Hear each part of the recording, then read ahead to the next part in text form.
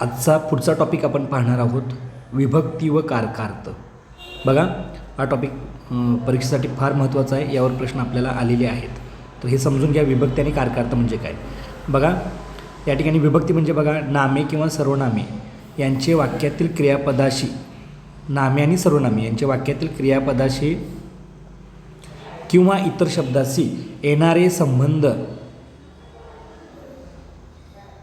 सामान्य रूप, हे सामान्य रूप आपण याच्या अगोदर पण बघितले. बघा, सामान्य रूप करून ज्या विभक्ती प्रत्ययाने किंवा विकाराने दाखवली जाते त्यास विभक्ती म्हणतात. उदाहरणार्थ बघा, म्हणजे लक्षात येईल तुमच्या, नदीच्या डोहात विठ्ठलाने उडी मारली. हे जर वाक्य बघितलं तर यात आपण विभक्ती प्रत्यय काढून जर वाक्य वाचायचा प्रयत्न केला तर काय होईल बघा, नदी, डोह, विठ्ठल, उडी मारली. तर वाक्याचा काही अर्थ होत नाही. म्हणून इथं नदीच्या डोहात च्या विठ्ठलाने हे काय लावलेले आहेत बघा, विभक्ती प्रत्यय लावलेले आहेत. पण हे विभक्ती प्रत्यय लावण्यापूर्वी त्यांच्यात जो बदल झालेला आहे त्याला आपण काय म्हणतो, सामान्य रूप. फॉर एक्झाम्पल, नदीचं नदीच राहतं, डोहचं डोहा होतं, हे सामान्य रूप, आणि विठ्ठलचं विठ्ठला हे सामान्य रूप आहे. ते आपण पाठीमागच्या प्रकरणामध्ये पाहिलेलं आहे. सामान्य रूपावर पण आपल्याला प्रश्न विचारला जातो. सामान्य रूप म्हणजे विभक्ती प्रत्यय लावण्यापूर्वी त्या नामात जो बदल झालेला आहे त्याला आपण सामान्य रूप म्हणतो. हे आपण अगोदर पण पाहिलेलं आहे. तर असे वेगवेगळे विभक्ती प्रत्यय आपल्याला पाहायचे आहेत. सामान्य रूप प्रकरणामध्ये सामान्य रूप कसं होतं ते बघितलेलं आहे. उदाहरणार्थ परत एकदा बघा, नदी मूळ शब्द आहे, नदी मूळ शब्द आहे पण त्याला चे प्रत्यय लावले, चे षष्ठी प्रत्यय येतोय, नदीचे, पण त्याच्यात काय बदल होत नाही, सामान्य रूप नदीच राहतं. डोह हा मूळ शब्द आहे, डोहात, डोहाला असं जर प्रत्यय लावले तर डोहचं सामान्य रूप होतं डोहा. विभक्ती प्रत्यय सोडून जे बदल झालेला आहे त्याला सामान्य रूप आहे. विठ्ठल हे मूळ शब्द आहे, विठ्ठलाला, विठ्ठलाने, विठ्ठलाचे असं केलं तर विठ्ठला हे काय त्याचं होतं, सामान्य रूप होतं, प्रत्यय सोडून. ओके. त्यानंतर आपण बघा, विभक्तीचे एकूण हे 8 प्रकार आहेत. प्रथमा, द्वितीया, तृतीया, चतुर्थी. त्याचा हा तक्ता आहे, तो नंतर सर्वांनी पाठ करून घ्यायचा. विभक्तीचे हे जे प्रत्यय आहेत, विभक्तीचे नाव इकडे दिलेले आहेत, एकवचनीमध्ये, अनेकवचनीमध्ये काय आहे आणि त्याचे कारकार्थ आहे. हा तक्ता आयाचा पाठ करा आणि तुम्हाला यावरचा कसंही प्रश्न विचारला तर तुम्हाला हे परीक्षेमध्ये देता येऊ शकते उत्तरं. प्रथमामध्ये एकवचनी पण आणि अनेकवचनीमध्ये काहीही प्रत्यय लागत नाही, त्याचा कारकार्थ येतो करता. कारकार्थ म्हणजे काय, पुढं पाहणार आहोत आपण. द्वितीया, एकवचनीमध्ये सलाते, सलानाते, कारकार्थ येतो कर्म, ह्या आयाचंच पाठ करायचं. तृतीया, नेयशी, निशी, इही, करण. चतुर्थी, सलाते, सलानाते. आता द्वितीय आणि चतुर्थीचे जे विभक्ती प्रत्यय आहेत ते सारखे आहेत, पण ते कसं ओळखायचं ते नंतर मी तुम्हाला कारकार्थ शिकवताना सांगतो. पंचमीचे ऊन होऊन, अनेकवचनीमध्ये पण ऊन होऊन, त्याचा कारकार्थ येतो अपादान. कारकार्थ आयाचे पाठ करायचा, हा फक्त आयाचा पाठ करायचे, तुमचे 2 मार्क्स फिक्स ठेवा. षष्ठी, चाचीचे, चेचाचे, झाजीजे, झाजीजे, एकवचनीमध्ये पण आणि अनेकवचनीमध्ये, कारकार्थ येतो संबंध. सप्तमी, तय्या, तय्या, कारकार्थ येतो अधिकरण. संबोधन, एकवचनीमध्ये डॅश आहे, काही लागत नाही प्रत्यय, डॅश म्हणजे तिथं कुठलाही विभक्ती प्रत्यय नाही. अनेकवचनीमध्ये नो लागतो आणि त्याला हाक मारणे, हा त्याचा कारकार्थ येतो किंवा हाक. तर अशा प्रकारे हे विभक्ती प्रत्यय आहेत. आता कारकार्थ म्हणजे काय आपण याच्यामध्ये पाहूया. बघा, इथं दिलेलं आहे विभक्ती प्रत्यय आता आपण बघितलेलं आहे. आणि द्वितीय आणि अशा प्रकारे विभक्तीचे एकूण 8 प्रकारापैकी पहिल्या 7 विभक्तींना संस्कृत नाव आहे आणि 8व्या विभक्तीला मराठी नाव आहे, संबोधन. ओके. तर 8 विभक्ती आहेत, लक्षात ठेवा. कारकार्थ म्हणजे काय बघा, वाक्यातील नामाचा किंवा सर्वनामाचा क्रियापदाशी जो संबंध असतो त्याला कारकार्थ म्हणतात. गणेश आंबा खातो, हे आपण बघितलेलं आहे याच्या अगोदर पण. खाणारा कोण, नारा प्रत्यय जोडायचं, कर्ता शोधणारा. खाणारा कोण, गणेश. खाण्याची क्रिया कोणावर झालेली आहे, आंबा, हे वाक्यातलं काय झालं, कर्म आहे. अशा प्रकारे कर्तानी कर्माचा क्रियापदाशी काहीतरी संबंध लागलेला आहे. म्हणून कारकार्थ म्हणजे नामाचा आणि सर्वनामाचा क्रियापदाशी जो संबंध आहे, एवढंच लक्षात ठेवा. आणि ते कारकार्थ कुठले कुठले ते बघूया आता आपण. दुसरा एक प्रकार आहे उपपदार्थ. वाक्यातील नामाचा किंवा सर्वनामाचा संबंध क्रियापदाशी न येता इतर शब्दांशी येतो, त्यास उपपदार्थ म्हणतात. उदाहरणार्थ बघा, आमच्या गावातील गणेशने आशियान स्पर्धेत सुवर्णपदक जिंकले. या वाक्यात जिंकले हे क्रियापद आहे, बरोबर आहे. जिंकले हे या वाक्यात काय आहे, क्रियापद आपण म्हणू शकतो. जिंकणारा कोण, गणेश.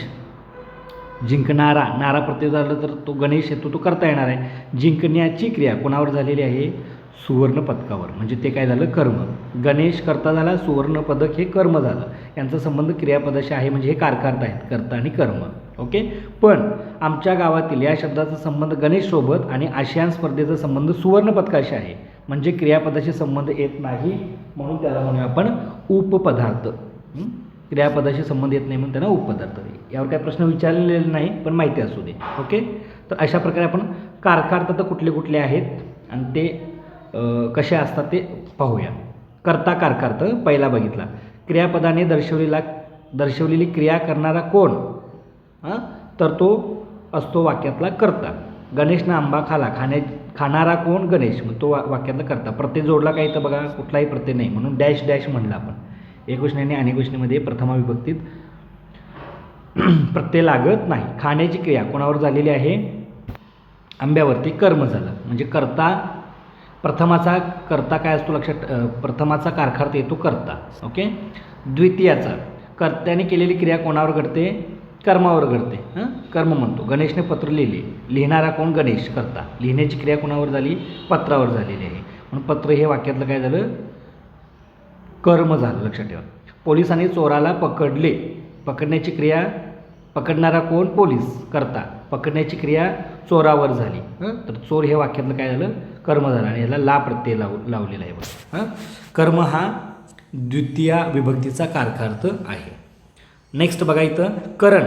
करण म्हणजे इथं साधन वापरलं जातं. वाक्यातील क्रिया ज्या साधनाने घडते त्याला करण असे म्हणतात. तुम्ही विभक्ती प्रत्ययावरून सुद्धा कारकार्थ लगेच ठरवू शकताय. गणेशने चाकूने सफरचंद कापले, तर चाकू हे साधन वापरले इथं आणि ने प्रत्यय लागला बघा. तृतीयाचा हे आहे नेयसी नियेसी, तर ने प्रत्यय लागला म्हणून इथं चाकू या साधनांचा वापर केला, कापण्याची क्रिया साधन झाली म्हणून हा तृतीय करण, हा तृतीय विभक्तीचा कारकार्थ आहे करण. हे पण लक्षात ठेवा आणि नंतर चार्ट लक्षात ठेवला की तुम्हाला पुढचे प्रश्न सोडवता येऊ शकतात. संप्रदान. आता मी मागाशी सांगितलेलं द्वितीय आणि चतुर्थीचे प्रत्यय सारखे आहेत, पण संप्रदान द्वितीया कधी आणि चतुर्थी कधी ओळखायचं बघा. संप्रदान कारकार्थ जेव्हा क्रिया दानाचा अर्थ व्यक्त करते, म्हणजे देण्याची क्रिया, दान केलं जातं असं व्यक्त झालं जातं, तेव्हा त्याला संप्रदान म्हणतात. आणि हा संप्रदान हा चतुर्थी विभक्तीचा कारकार्थ आहे. तक्त्यात दिसेल. गणेशने भिकाऱ्याला पैसे दिले. आता इथं प्रत्यय जोडला ला, मग सला ते सलाना ते द्वितीयात पण येतो, चतुर्थीत पण येतो, पण इथं पैसे देण्याची, दान करण्याची क्रिया झालेली आहे म्हणून त्याला संप्रदान म्हणलं. That's it. ओके. त्यानंतर बघा अपादान. वाक्यातील क्रियेच्या संबंधाने वियोग किंवा अलग एकमेकापासून दूर केलेले आहेत असा जेव्हा बोध होतो तेव्हा त्याला म्हणायचं अपादान. हा अपादान पंचमीचा कारकार्थ आहे. त्याचं प्रत्यय आहे ऊनहून. ओके. तो शाळेतून घरी आला. रमेश पुण्याहून काल रात्री आला. हून तिथून तो अलग झाला, विलग झाला, म्हणून तून म्हणजे त्यात ऊन हा विभक्ती प्रत्यय आहे, हा अपादान झाला. आणि पुढचं आहे बघा अधिकरण. वाक्यातील क्रिया कोठे केव्हा घडली हे सांगणाऱ्या क्रियेचे स्थान म्हणजे अधिकरण, सप्तमी विभक्तीचा कारकार्थ आहे. दररोज सकाळी तो क्लासला जातो. याच्यामध्ये सप्तमीचा प्रत्यय आपल्याला दिसतो. सप्तमीचं प्रत्यय काय बघा? तइया. सप्तमीचे विभक्तीचा कारकार्थ येतो त्याचा. इथं बघा, इथं हे सगळा चार्ट लक्षात ठेवायचा. प्रथमा मगाशी सांगितलेला तो एकवचन विभक्तीचे नाव, एकवचन, अनेकवचन आणि कारकार्थ. एवढं पाठ केलं तर तुम्हाला प्रश्न जज करता येतात. विभक्तीच्या समोरचं जे कारकार्थ आहे, प्रथमाचा कर्ता, द्वितीय कर्म, तृतीय करण, चतुर्थी संप्रदान, पंचमी अपादान, षष्ठी संबंध, सप्तमी अधिकरण, संबोधन, हाक, हे एवढं पाठ करून ठेवा. आणि मग यावरचे प्रश्न तुम्ही काय करू शकता? सॉल्व करू शकता. मी पाठवलेले प्रश्न सगळ्यांनी सॉल्व करून घ्या.